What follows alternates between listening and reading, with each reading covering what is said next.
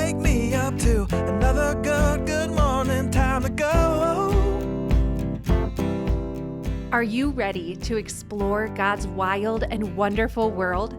Welcome to the Nat Theo podcast. I'm your host, Eryn.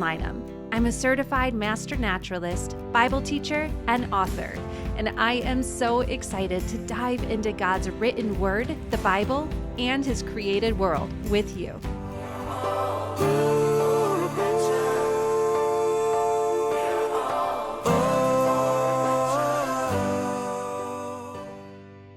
Can you imagine exploring God's wild and wonderful world in the ocean? The ocean is full of so many creatures that have not even yet been discovered. And the ones that have been discovered, they are quite amazing. Yesterday, we discovered God's amazing designs in corals in the ocean. We learned from Dr. Robert Carter, and Dr. Carter is not only a marine biologist who specializes in corals, but he has been on over 500 scuba dives and is joining us again today to tell us about his scuba adventures. Before we get started, let's thank our sponsors who made this special episode possible, including Masterbooks. Today, we are diving deep into the ocean, but we are not just fishing for facts. We will resurface with wonder and evidence for what we believe. This level of adventure is what our friends at Masterbooks are all about. Masterbooks helps families grow together in faith, wisdom, and wonder. They don't just settle with facts, but take us deeper into the marvelous truths of God that we can discover in every subject and area of life. Masterbooks helps children connect science, history, math, and language to the truth of God's Word. So kids don't just memorize facts, they discover God's story woven throughout everything. Visit masterbooks.com to explore their curriculum, books, and resources designed to nurture faith that stands strong in God's truth. This lesson is also made possible by Apologia. Apologia helps families like mine build a biblical worldview while having fun learning. And they offer audiobook options for their amazing textbooks and online courses and video lessons to help every type of learner. Their Swimming Creatures of the Fifth Day course invites kids and parents into the underwater wonders of ocean life. What I love is that my kids remember what we learned from Apologia long after our lessons. Deep truths are rooting down in their hearts as interesting and helpful knowledge fills their minds and inspires them to keep learning. We are raising lifelong learners and nurturing faith with Apologia. Explore their award-winning courses at apologia.com. Dr. Carter is a senior scientist and speaker for Creation Ministries International. Let's welcome on Dr. Carter.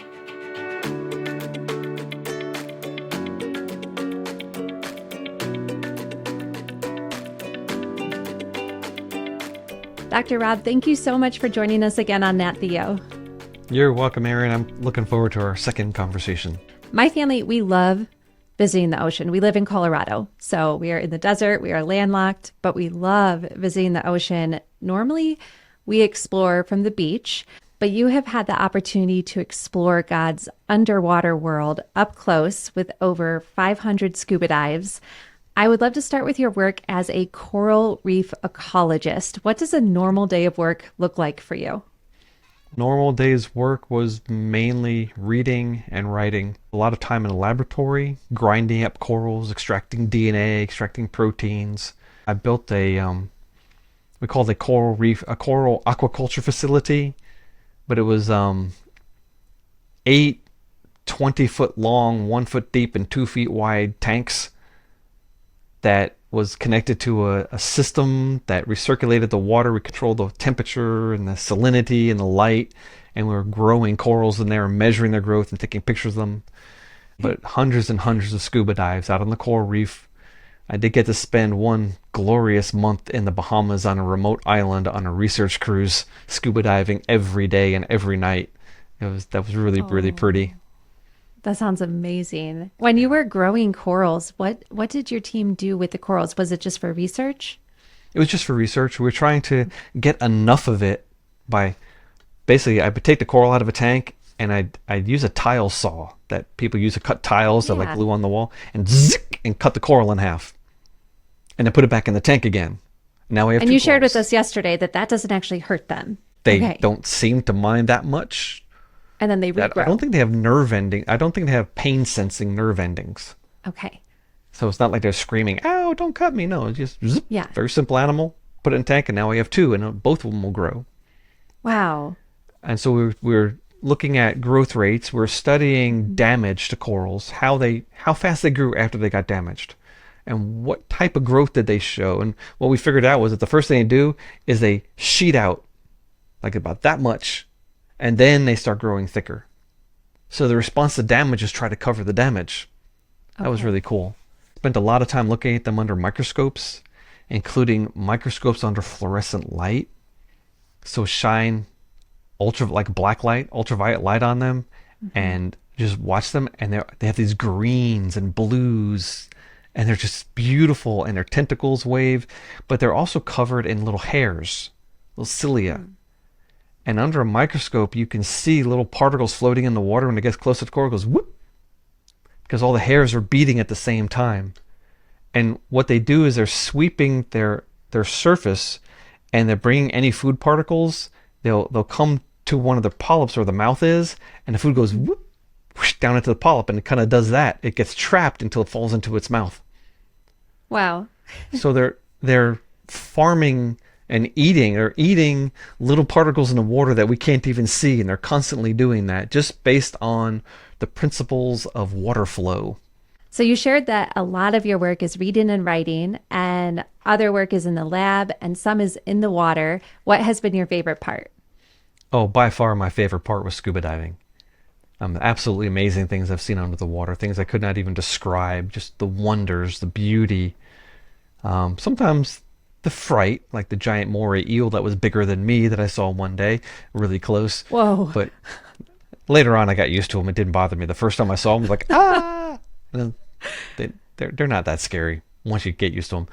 But scuba diving at night is probably my favorite, especially on a warm summer evening where you're sitting on the surface and the stars are out and there's the moon and it's no breeze, and the sea is as clear or as flat as glass.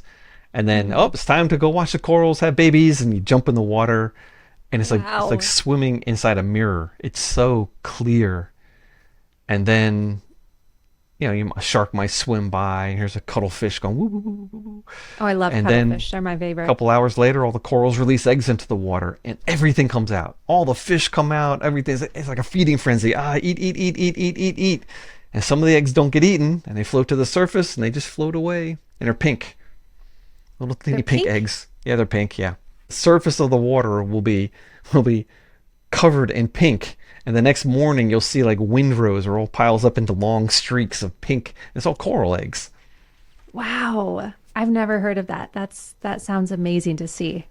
Can you share one or two just amazing things that you have seen while scuba diving? Oh, man. How about 1,000 hammerhead sharks?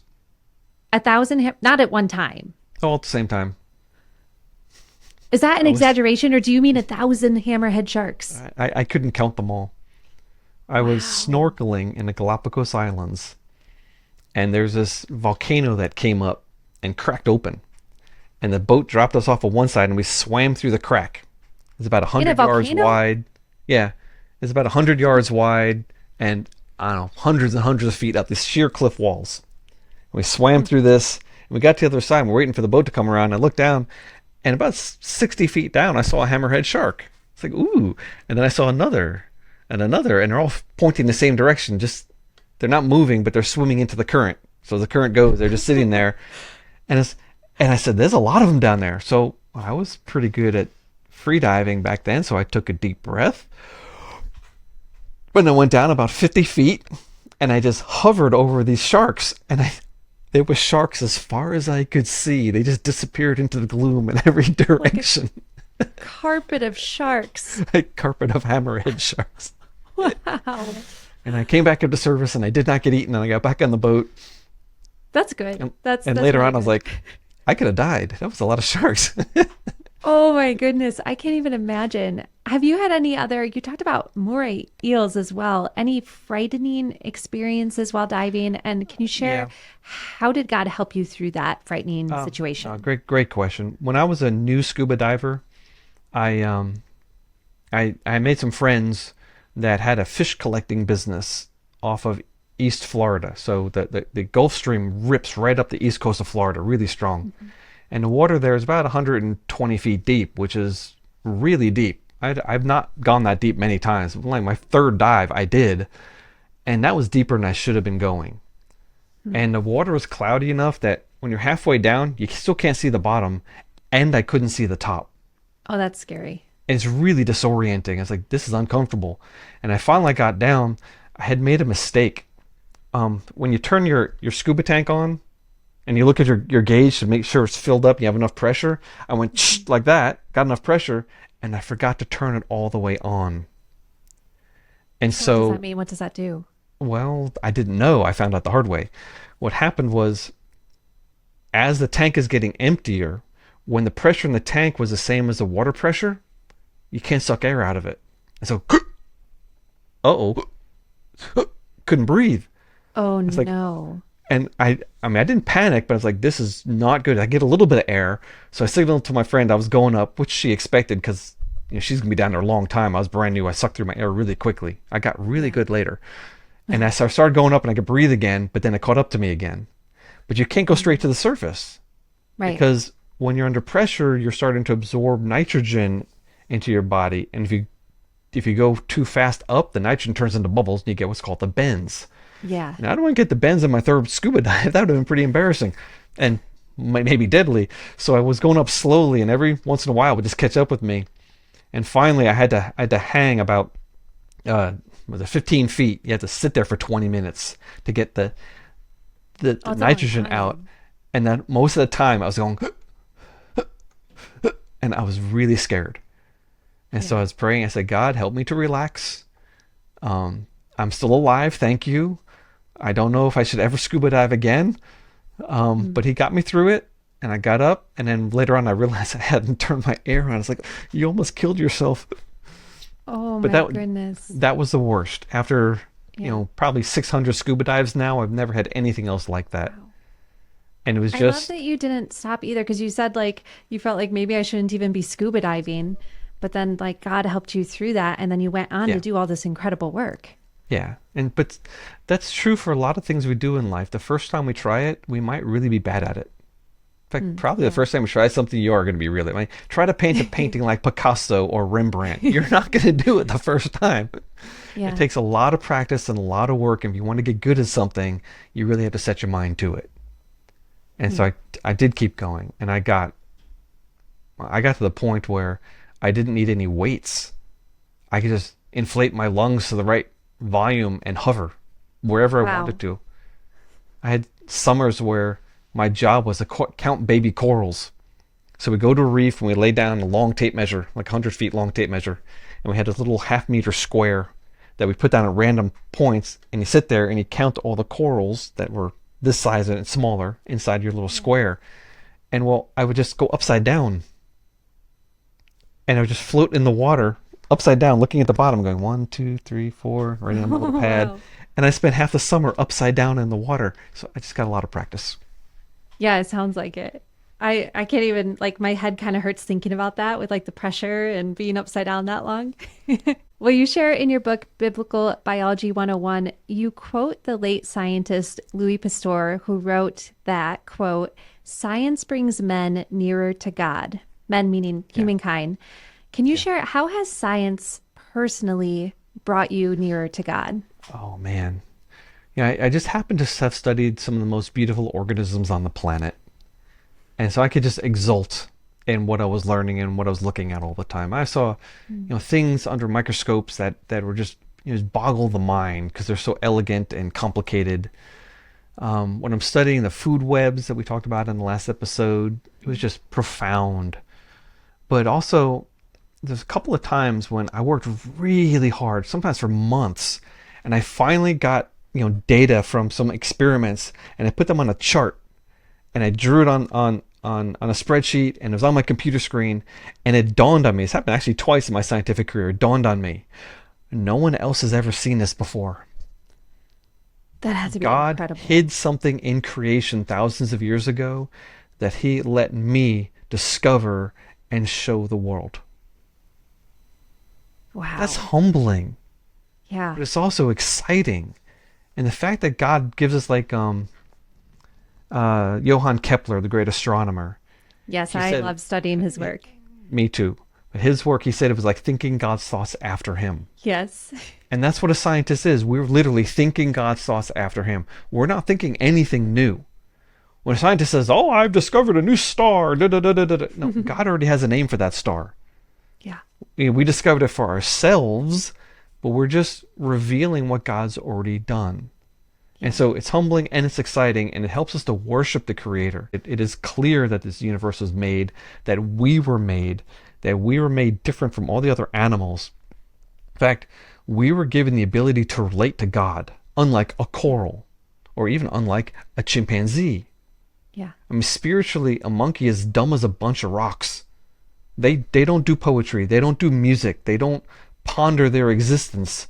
They don't think about eternity like we do, because we are made different. And that's what the Bible says, that we are made in the image of God. God made us very special so we could relate to him. And part of that means that we get to explore and think and discover things that he hid for us to find. Yeah. It's almost like a scavenger hunt, only we don't even know what we're looking for sometimes. Nor do we understand what we're seeing. No. I mean, to get off the corals a little bit, the most fundamental things in the universe, light, gravity, magnetism, we don't know what those things are. We use them all the time, but we can't explain them. It's beyond our ability to understand. Is light a wave or a particle? And how does it always travel at light speed no matter what? And how come sometimes it shifts red and shifts blue and our little brains explode? But this is God doing things more impressive than we're able to understand. Yeah. And yet, when we look at the created world, there are things we can understand. And so that duality of, here's what we can learn, wow, life is really complicated, God is amazing. And here's what we can't understand, wow, these really important things that help us live, we don't even understand. So it kind of puts us in our place at the same time. Oh, totally. I just love science, and this is what makes science fun, that balance between what we can know and what we will never know. I agree. Your work is devoted to showing others God's designs, his intelligence in nature. Can you share just one of your favorite examples of discovering God's designs in creation? Oh, there's so many. Oh, wow. Can I use the coral world as an example, since corals are my Absolutely. favorites? I am so fascinated by corals right now. Please. This little coral skeleton here, this can be used to replace human bone. You could cut this into a square or whatever and clean it and get rid of all the proteins. And you can use that, like if someone has a broken bone, maybe they're missing a piece, you get the coral in there, sew it back together, and your bone will fuse with it and it'll become your bone. Your bone will fuse, so your bone is actually accepting that foreign object? As long as the proteins are gone, Okay. your body just considers it just calcium carbonate. And it's already porous like your bones are, and already has stress points like your bones have, and your body will absorb it and then remodel it. And because you replace parts of your body over time, your bones aren't the bones you have now aren't the same bones you had when you were a kid. Yeah. Your body has been dissolving and reprecipitating calcium carbonate the whole time, so your bones get recycled, and that little coral will get recycled, and later on that'll be your bone there now. That's incredible. Well, do you have a word of advice or encouragement for a child listening in who is interested in becoming a marine biologist? Ooh. I hope you like cold water, and I hope you like mud. I remember That sounds like my daughter, actually. my marine biology teacher in high school. Get in the water, Carter. Everybody who wants to be a marine biologist in July. It was like February in New York, and we had to measure the depth of the water. It's like, ah. So it's not always glamorous, and it's not always fun. And most marine biologists, very few get to study dolphins. Everybody wants to study dolphins. Very few do. Most of us study worms and mud and squishy, smelly things, because most of the diversity of life that God created is squishy and smelly things that live in the oceans. And we go, ew, that's gross. But yeah, it's gross, but it's really cool at the same time. And this worm might be completely different than this other worm. Not even related at all, not even similar in any way, shape, or form once you start actually looking at it. And diversity of life just explodes while we're studying it. But anyone who wants to go into the sciences is going to have to deal with evolution. They're going to have to deal with people who don't believe that God created anything and believe that we're only here accidentally. And it's really hard to work through some of those things, but you have to work through it. Yeah. You can't just say, la, la, la, I'm not listening. No, you have to work through it.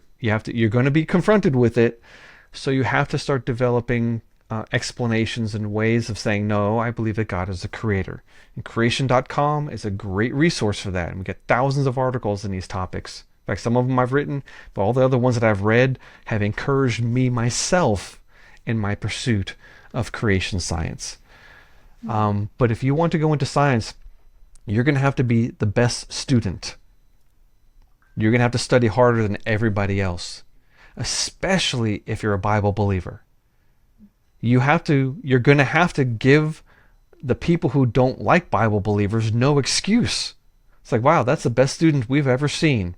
I guess I have to give them an A. I don't want to, but I have to, because I've got nothing to say negative about the person. But then again, we have a reason for working hard. The reason that a Christian works hard is to bring glory to God. Say, Lord, thank you for giving me the opportunity to learn. Thank you for giving me the opportunity to do these cool things. Thank you for giving me a mind that likes science. And our natural response should be, wow, therefore I'm going to work as hard as I can to learn as much as I can and to be the best at this I can possibly be, out of thanks to God. And those sorts of thoughts are what propelled the early scientists, most all of whom were Christians. Yep. The early scientists who invented the science we use today, almost every one of them was a Bible believer. Yeah. They worked really, really hard to become very expert at sometimes some very minutiae of details, and we owe them a lot. So that's my advice. Work hard, be faithful, and get ready to answer the hard questions, because they're going to come. You're not going to be able to block them out. Yeah. That is such good advice, because the Bible does tell us to work with excellence, to reflect our excellent creator, and then also to be prepared to give an answer for the hope that is within us, but to do so with gentleness and respect. And that's what we get to do. And this was part of my story, because I love studying nature and science, but for several years, this was in the past, but I kind of did close my ears. I was afraid to study worldviews different from mine, like evolution, because I was afraid, what if I'm wrong? But then God just gave me the boldness to do so. And I read and I studied really hard. And you know what happened? My faith in the Creator God and biblical creation became so much stronger. And See, my path was different. I started out as an evolutionist. I didn't know anyone who believed in biblical creation when I was growing up. I didn't even know it was a thing. I just said evolution's a fact, because that's all I knew. But evolution was convincing to me at first. It was when I started studying it more scientifically that the scales fell away and my ideas changed. At the same time, I'm also becoming a Christian and becoming a rather conservative Christian, and my science is becoming more in line with Scripture. But it took me like 10 years. It was like, oh yeah, I believe the earth is young and God is the creator. No. I had to wrestle with myself. I had to unlearn a lot of things, and I had to ask myself, am I brave enough to actually believe this, even if people laugh at me? And as a scientist, I mean, the people who are scientists, they've usually been the smartest person in the room their entire life. They don't like being laughed at. They don't like not knowing things. A lot of scientists like other people when they think they're really smart. Oh, that person thinks I'm really smart. It makes you feel good. Yeah, it does make you feel good, but it's also a trap. It's a gigantic emotional, intellectual trap that we have to be very careful of.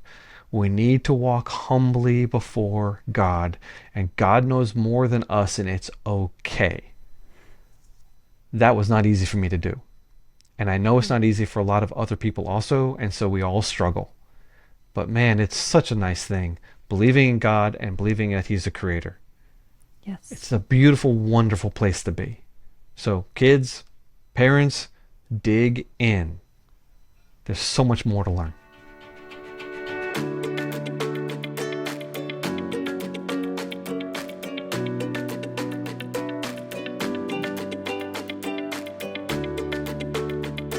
Isn't it amazing to think about scuba diving in the ocean and discovering all of these fascinating creatures, including coral?